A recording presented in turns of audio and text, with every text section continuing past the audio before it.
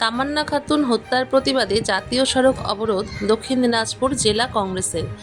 নদিয়ার কালীগঞ্জে ছোট্ট শিশু তামান্না খাতুনকে তৃণমূলের দুষ্কৃতীরা বোমা মেরে হত্যার অভিযোগে উত্তাল দক্ষিণ দিনাজপুর।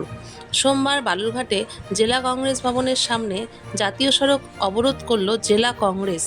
এই প্রতিবাদ কর্মসূচিতে উপস্থিত ছিলেন জেলা কংগ্রেস সভাপতি অঞ্জন চৌধুরী, আইএনটিইউসি সভাপতি রতন সরকার সহ অন্যান্য নেতৃত্ব।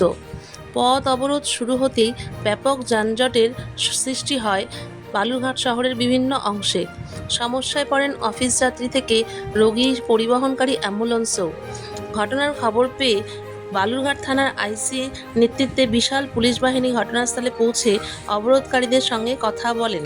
পুলিশের হস্তক্ষেপে প্রায় ঘণ্টাখানেক পর অবরোধ উঠে যায় এবং পরিস্থিতি স্বাভাবিক হয়।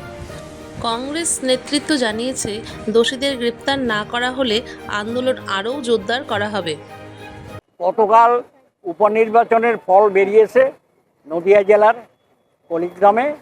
তার প্রতিবাদে এবং একটা নিরীহ মেয়ে উঠানে দাঁড়িয়েছিল তামান্না খাতুন, তাকে বোমা মেরে তৃণমূলীরা খুন করেছে। তার প্রতিবাদে পশ্চিমবঙ্গের সমস্ত জেলার হেডকোয়ার্টার এবং অন্যান্য জায়গাতে প্রতিবাদ সভা হচ্ছে। আমরা তার পরিবারকে সমবেদনা জানাই এবং যারা বোম মেরেছে তাদের অবিলম্বে গ্রেপ্তার করতে হবে এবং উপযুক্ত শাস্তির দাবিতে আমাদের এই পথ অবরোধ। আমার নাম অঞ্জন চৌধুরী, সভাপতি দক্ষিণ দিনাজপুর জেলা কংগ্রেস কমিটি।